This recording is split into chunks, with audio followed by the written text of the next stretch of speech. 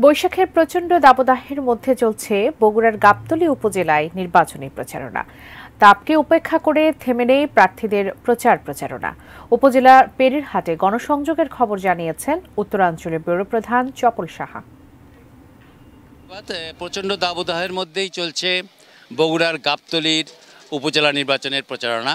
আপনারা জানেন যে গাবতলী উপজেলা একটি পৌরসভা এবং 12টি ইউনিয়ন নিয়ে এখানে প্রায় 2,78,000 ভোটার ভোট দেবেন আগামী এই যে উপজেলা নির্বাচন, সেই নির্বাচনে।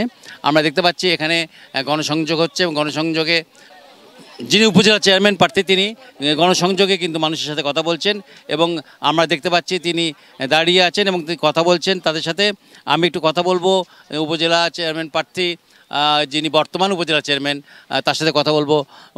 এই নির্বাচনকে নিয়ে আমরা আপনার কাছ থেকে কি আশা করছি এবং আপনি কি আশা করছেন? আমার প্রতিকানা রস, আমি গাবতলী প্রতিটা মানুষের 5 বছর সময় দিয়ে এসেছি, তাদের বিভিন্ন সহানুভূতি দেখিয়েছি, তাদের বিভিন্ন দুর্যোগে বিভিন্ন অসুবিধায় হলে পাশে দাঁড়িয়েছি। করোনাকালীন থেকে শুরু করে রোজা, ঈদ, বিভিন্ন সময় শিক্ষা, চিকিৎসা, রাস্তার উন্নয়ন ঘাটের আমি যথাসাধ্য চেষ্টা করেছি এবং আমার বিশ্বাস এবং আমি যেভাবে মানুষের সাড়া পাচ্ছি 8 তারিখের নির্বাচনে ইনশাল্লাহ গাবতলীর মানুষ আমাকে পুনরায় আনারস মার্কে ভোট দিয়ে জয়যুক্ত করবে ইনশাল্লাহ, এটা আমি মনে করি, বিশ্বাস করি।